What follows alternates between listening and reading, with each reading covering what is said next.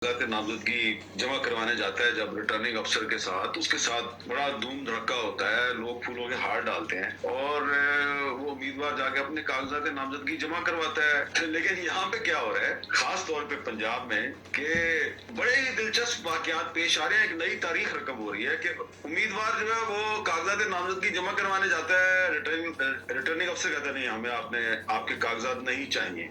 और कई दफा ऐसा होता है कि रिटर्निंग अफसर का दफ्तर है, उसके बाहर पुलिस वाले खड़े होते हैं, वो कहते हैं जरा कागजात दिखाइएगा। उम्मीदवार उनको कागजात दिखाता है, वो पुलिस कागजात नामजदगी लेके फरार हो जाती है। अच्छा, एक वाकया ऐसा भी है कि उम्मीदवार कागजात नामजदगी जमा करवाने पहुंचा और जैसे ही रिटर्निंग अफसर को पता चला तो उसने अंदर से कुंडी लगा ली। ऐसा कभी होता है, अंदर से कुंडी लगा ली। अच्छा, एक और वाकये में लाहौर में एक तहरीक इंसाफ के रहनुमा मियां महमूद रशीद साहब, तो उनके वकील गए जब कागजात जमा करवाने, तो उन्होंने उनके कागजात नहीं जमा किए। फिर उनकी बेटी ने कागजात जमा करा दिए। अब उन्होंने कहा कि रिटर्निंग अफसर ने कहा कि हमने आपसे जो साथ में फीस जमा करवाते हैं वो हमने नहीं फीस लेनी, हम कैश नहीं ले सकते, आप जाइए जाके नेशनल बैंक में कैश जमा करवाइए। वो जब नेशनल बैंक में गए तो नेशनल बैंक ने फीस जमा करने से इनकार कर दिया। तो जब तक वो फीस की रसीद जो है वो रिटर्निंग अफसर को नहीं मिलेगी तो वो कागजात नामजदगी वैलिड नहीं होंगे। तो फिर एक भला आदमी था, बैंक मैनेजर, उसने कहा जाइए अपना काम कीजिए, हमने आपकी फीस जमा नहीं करनी। तो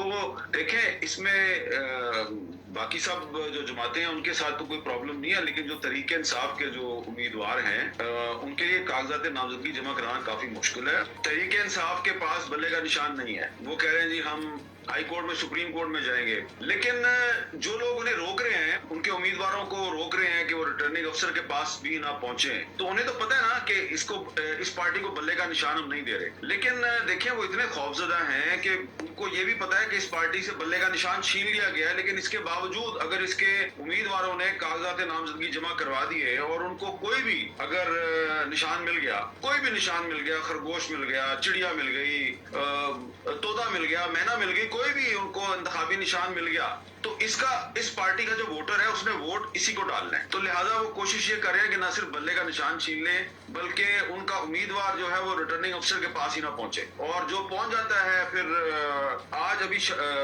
थोड़ी देर पहले मुझे एक उम्मीदवार बता रहे थे तहरीक इंसाफ के, उन्होंने जिस हल्के से अपने कागजात जमा करवाने थे, उन्होंने बड़ी चालाकी की। वो उस हल्के की बजाय वो साथ वाले हल्के में चले गए, वहां से उन्होंने कागजात जमा करवा दिए। लेकिन जब वो वापस अपने पहले हल्के में आ रहे थे तो फिर उनके घर पे छापे पड़ने शुरू हो गए। फिर वो खामोशी से गए और वहां से भी अपने कागजात उन्होंने विड्रॉ कर लिए। तो ये सूरत हाल है। तो लेवल प्लेइंग फील्ड तो अब एक बहुत छोटी चीज है। देखें, जो पंजाब पाकिस्तान का सबसे बड़ा सूबा है, पंजाब में जो कुछ हो रहा है, जो हम देख रहे हैं, ये हमने पहले कभी नहीं देखा। बाकी सिंध है, खैबर पख्तूनख्वा है, बलोचिस्तान है, वहाँ पे इस तरह के वाकयात बहुत कम है।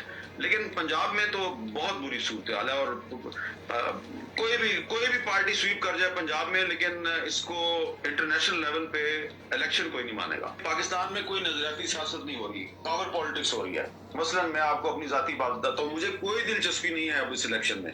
जाती तौर पे पहले होता था ना, हम सोचते थे कि यार ये पार्टी अगर आ जाए तो ये वाला अच्छा काम हो जाएगा, अगर ये पार्टी आ जाए तो ये अच्छा काम हो जाएगा। अब सूरत हाल ये है कि कोई भी पार्टी आ जाए, पावर पॉलिटिक्स हो रही है। और पार्टियां जो हैं, जो जिस पार्टी का वजीर आजम बनेगा, सबको पता है वो वजीर आजम बेख्तियार होगा, और जो कबीना आएगी वो भी बेख्तियार होगी। तो इसलिए पार्टियां जो है वो इंटरेस्ट ही नहीं ले रही कि अपना मैनिफेस्टो सामने लेके आए, लोगों से वादे करें, हम ये करेंगे, हम ये करेंगे। यहाँ तो सारा जोर ये है कि जिन्होंने वजीर आजम बनाना है उनको किसी तरीके से खुश कर लें। तो ये इलेक्शन डे वाली धांधली जो है, उसकी बजाय अब प्री पोल रिगिंग की जा रही है और रिटर्निंग अफसर तक ही नहीं उम्मीदवार पहुंचता। तो ये जो कुछ भी होगा तो बुरा ना मनाइएगा, इसके जिम्मेदार चीफ जस्टिस ऑफ पाकिस्तान भी होंगे, क्योंकि उन्होंने 8 फरवरी को इलेक्शन तो करवा दिया, लेकिन अभी तक ये वो मुमकिन नहीं बना सके कि ये इलेक्शन थोड़ा फ्री एंड फेयर हो। कम से कम ऐसा तो होना कि हम इलेक्शन वाले दिन जब इंतखाबी नताइज पे तबसरा कर रहे हो तो हम कहें कि हाँ जी ये इलेक्शन हुआ है, इसमें फलां जीता है और फलां हार गया है। ये तो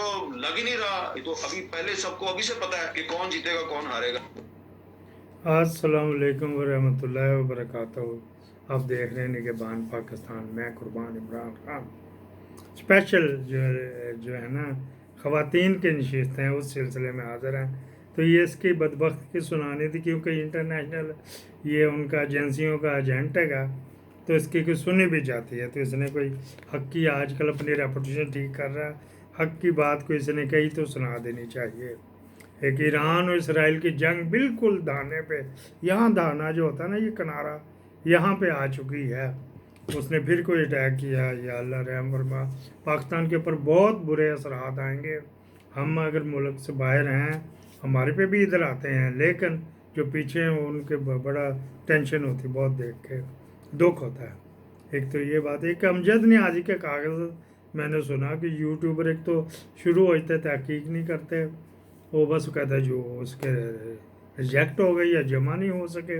اور دوسرا نئی میدر سمجھوتا ہوتا ہے جو مریم کے مقابلے پہ ہے، ایڈوکیٹ ہے جو خان صاحب کا ایسے PPSC سے، پتہ نہیں اس کے بھی ہوئے کہ نہیں ہوئے، یہ بھی کنفیوژن چل رہا ہے. ایک تو یہ بات ہو گئی تھی. اسرائیل کے بارے میں تو کافی ٹینشن میں آ گئے. جو مخصوص نشستیں ہیں اس دفعہ عجیب و غریب گیم پکڑی، ان کو اپنی بھی جو ہے نا پاٹے پکانے کی طرح لٹک رہے ہیں. کوشش کروں گا بد زبانی نہ کروں، کیونکہ ساریاں اس کوٹھے سے تعلق رکھتے ہیں، بد کردار ہیں ساری کی ساری.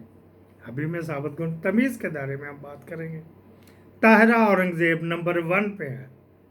وہ جو مریم اورنگزیب کی ماں جو ہے، اس کے بارے میں پتہ، سمیع الحق کے بارے میں اس نے بیان دیا تھا کہ سمیع الحق مجھ سے لونڈے اور لونڈیاں مانگتا ہے شب بصری کے لیے، اور میں اسلام آباد کی مشہور ترین نائکہ ہوں، سپلائر ہوں.